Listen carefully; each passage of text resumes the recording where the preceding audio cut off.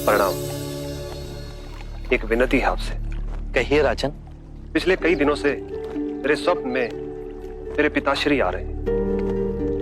मैंने ब्राह्मणों से भी इसका अर्थ पूछा तो उनका कहना था कि तुम्हारे पिताश्री को शांति नहीं मिली, उनके लिए पूजा करनी हो, यज्ञ संपन्न करना होगा। आप तो परम ज्ञान का स्वरूप है, तो विनती है आपसे कि पूजा विधि आप ही के हाथों से हो, जो मेरे पिताश्री तक पहुंचे, उन्हें मुक्ति मिले, जीवन मरण के इस चक्र से वो मोक्ष पाले। अवश्य राजन। आप मिट्टी के 2 घड़े मंगवाइए, एक में घी भरवाइए और एक घड़े में कंकड़ पत्थर भरवाइए,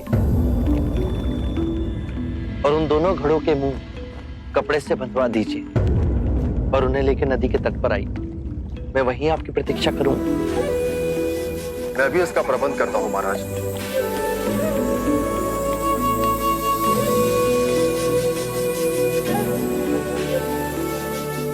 महाराज, अब आप इन दोनों घड़ों को पानी में डाल दीजिए।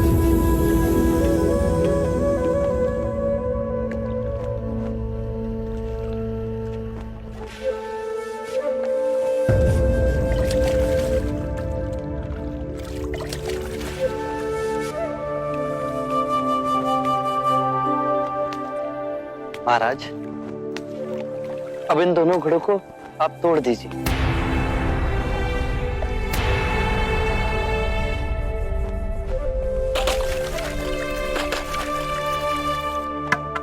महाराज, अब आप ध्यान से देखिए कि ऊपर उठ पानी पर तैरने लगा। अब बताइए, मेरे या किसी और के पूजा पाठ करने से क्या ये घी नीचे बैठ सकता है? असंभव। ये तो घी का स्वभाव ही नहीं। सत्य कहा आपने। उसी प्रकार किसी भी पूजा पाठ, विधि विधान, कर्म कांड के द्वारा पानी के अंदर डूबे हुए कंकड़ पत्थर क्या ऊपर आ तैर सकते हैं? नहीं बुद्ध, ये तो प्रकृति के नियम के विरुद्ध है। तो हम प्रकृति से भिन्न कैसे हुए? हम भी तो प्रकृति का ही रूप है।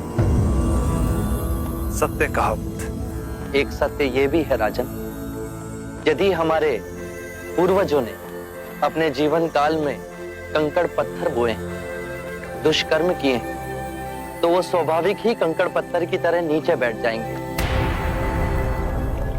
और यदि उन्होंने अपने जीवन काल में सत्कर्म किए तो स्वाभाविक ही घी की तरह ऊपर आ तैरने लगेंगे। जो बोएंगे वही काटेंगे। परंतु इस शरीर रूपी जीवन काल में ही नहीं, अपितु इस शरीर रूपी जीवन काल के पश्चात वाली यात्रा में भी हम जैसे कर्म करेंगे वैसा ही फल मिलेगा।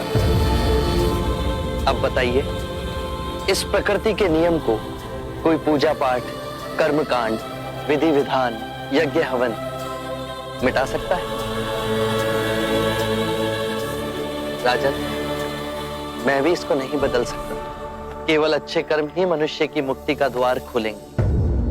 कैसी तलवार है आपके हाथ में, जो एक क्षण में सारे झूठ काट केवल ज्ञान को प्रकाशित करती है। ना जाने कितने जन्मों और भटकता में यदि आपकी कृपा ना होती, इस एक क्षण में आपने अपनी अदृश्य तलवार से मेरे अहंकार का सर भी काट दिया। धन्य है प्रभु।